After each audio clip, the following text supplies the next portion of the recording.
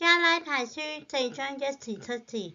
然而我說，後嗣幾時還是孩童，他雖是全業的主人，卻與奴僕毫無分別，乃是在監護人和管家的手下，直到父親所預定的時候。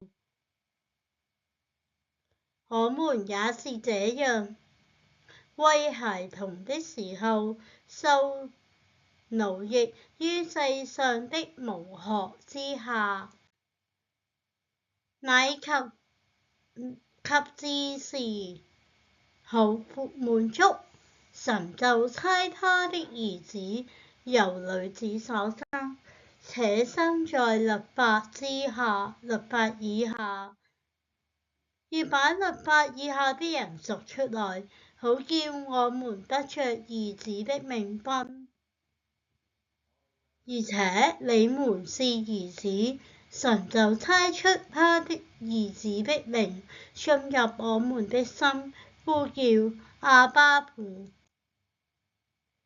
這樣，你再不是奴僕，乃是兒子了。既是兒子，也就藉著神為後嗣。